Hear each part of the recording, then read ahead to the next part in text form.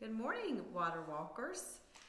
If you have stumbled across this video, we hope that you will look to follow our blog at waterwalkers29.com. Today, we are going to end up our week together. Julie has been sharing this week as we have begun December, full-fledged into December.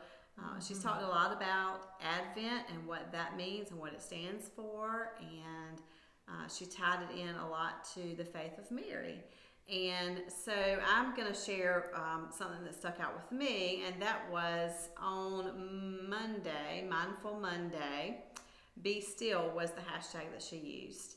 And she talked about the Advent wreath that day and talked about what makes up an Advent wreath. And then you also talked about our holiday scented candles and how we pull those out. Well, you all have probably heard me talk before about I like to light a candle when I'm doing my devotion time. And of course, this season I have all my scented candles. And so this was a reminder for me to be very in the moment and be still while I'm in that, smelling that aroma of my candle. And it just kind of, it's a great mindfulness to be aware of what's the smells around you, the sound of the candle flickering, and that kind of thing. In fact, one of my candles is one of those that kind of sounds like it's, I don't know what they call it, but it just sounds like you're outside. It's, you know, like that little campfire noise. And the scripture that day was Psalm 46:10. He says, "Be still and know that I am God. I will be exalted among the nations. I will be exalted in the earth." I just thought that was a great reminder for us to be very mindful and to be still. Yes, I love it. Thank you for sharing. I feel like this season of Advent is more about being mindful for me. So I had some very long days at work, but was very intentional. And one night we had a fire in the backyard. One night I enjoyed my hot tub. Burning the candles in the morning and having the devotion and just being mindful and taking care of me has been very helpful this week. Very in the moment. In the moment, Very yes. good. Yes. And my mom already gifted me a nice little Christmas present, and it is the 101 Amazing Things About Christmas. She got it at this cute little store downtown Georgetown, our big town of Georgetown. I think it's called Sarah and Elizabeth. Yes. Cute little store where you can find interesting things. But each day is just something different and unique about Christmas.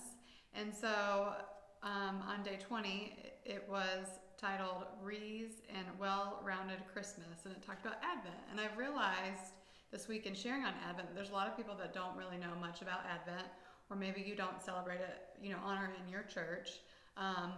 But probably more of the calendars with the little boxes, that you have little treats inside as a child, are probably more of a reminder of Advent, more familiar for people. Yeah, it's just a countdown as we march towards Christmas and the birth of Christ. Yeah, so this is a little story about the evergreen trees and where our history of our wreaths and Christmas trees came from. So it says, have you ever wondered why evergreen trees and wreaths are so closely linked to Christmas in the Advent season? It's no accident. Evergreen trees were truly inspiring to the people of Northern Europe because they endured long, harsh winters marked by cold, dark nights and brutally short days.